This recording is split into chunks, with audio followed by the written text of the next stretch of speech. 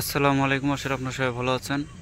তো আজকে আমি নিয়ে আসলাম পাঞ্জাতনের রুহানি শক্তি বৃদ্ধির আমল।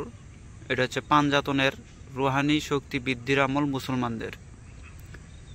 তো এটার মাধ্যমে আপনারা বহু ধরনের কাজ করতে পারবেন এবং কি স্বয়ং পাঞ্জাতনির রুহানি শক্তিকে নিজের ভিতরে জাগরিত করতে পারবেন।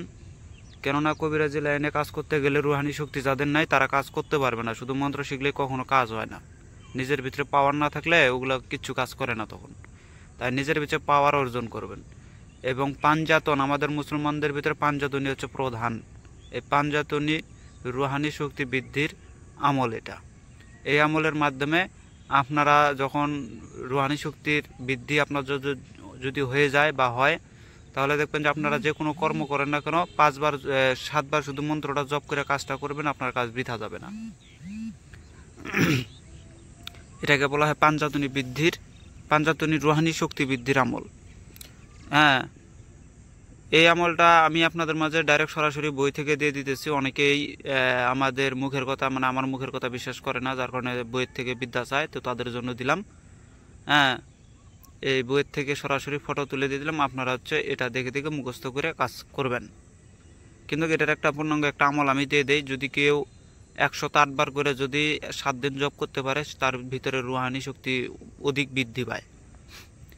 হ্যাঁ, আর যে কোনো কাজকর্ম করার আগে এটা 7 বার জপ করে আপনারা হচ্ছে কাজগুলো করবেন, আপনার কাজ বৃথা যাবে না, ইনশাল্লাহ হয়ে যাবে এটা। তো যাই হোক, আমি ওইটার ফটোটা আমি ভিডিওর ভিতরে দিয়ে দিলাম। আপনারা দেখেন, দেখে কাজ করেন, ইনশাল্লাহ কাজ বৃথা যাবে না। এর আগে ভিডিওগুলোতে গুরু প্রণাম দিছি মুসলমানের।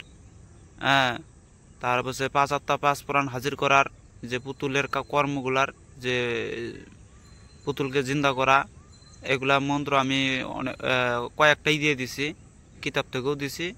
যার যেটা পছন্দ হবে সেই মোতাবেক কাজ করবেন, ইনশাল্লাহ কাজ হবে। আর যারা আমাকে ফোন দিতেছিলেন এর কাজের মধ্যে, তাদেরকে বলবো এখন থেকে আমি ফিরে আছি, এখন আপনারা ফোন দিবেন, সমস্যা নাই।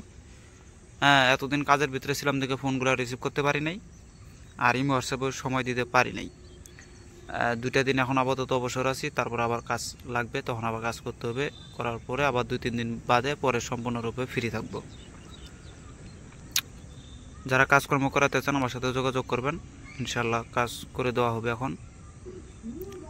তো যাই হোক, আমার এই মন্ত্র অবশ্যই মুসলমান যারা আমাদের এই কর্মের ভিতরে আছেন, পাক পাঞ্জাতনকে ভালোবাসেন, তারা অবশ্যই এটা মুখস্থ করে রাখবেন। খুবই ফল প্রদত্ত একটা জিনিস, এটা মুখস্থ করাটা ভালো হবে। আরও যে কোনো রোগ জীবন হলে পারে এটা কয়ে আপনার পানির মধ্যে দম দিয়ে সেই পানিটা খায় ফেলাবেন, ইনশাল্লাহ আল্লাহর রহমতে আপনার সেই রোগটা দূরীভূত হয়ে যাবে। তো যাই হোক, সবাই ভালো থাকবেন, খোদা হাফেজ, আসসালামু আলাইকুম।